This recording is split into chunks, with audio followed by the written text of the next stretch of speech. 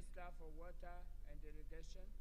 It was during the Prime Minister's question time that the Prime Minister chose to read the riot act to dissenting cabinet ministers, claiming that some leaders were behaving as if they were indispensable. This government will continue and nobody is indispensable. You can go home if you like. The Prime Minister was making a State of the Nation address to the House on the reform agenda being undertaken by the Grand Coalition government. And this came in the backdrop of an apparent fallout between him and Agriculture Minister William Ruto, as well as a host of other leaders in ODM.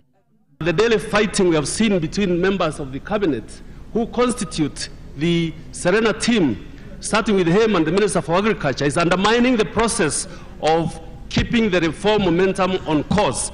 While acknowledging that indeed there were differences among government officials over certain issues, the Prime Minister, in an apparent reference to Agriculture Minister William Ruto over the Mau evictions, maintained that all cabinet ministers were party to cabinet decisions and that if anybody fundamentally disagreed with a cabinet decision, he or she should demonstrate his principles.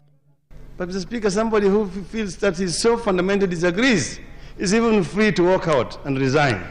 The Premier further appeared to accuse some government officials of being anti-reformists, but said such persons will not succeed. He will be swept by the wave of the people of Kenya.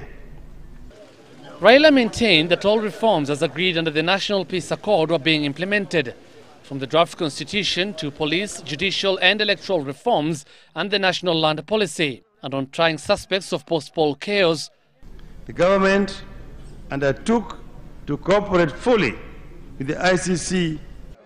All this as Chief Mediator Kofi Annan arrives in the country for another round of talks with the top leaders of the Grand Coalition to assess progress in the implementation of crucial reforms.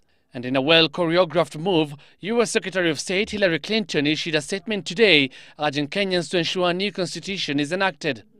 In the statement, Clinton challenged the principles of the coalition government and parliament to demonstrate their leadership by working together to support a constitution that was in the best interest of Kenyans. Hussein Mohammed, Citizen TV.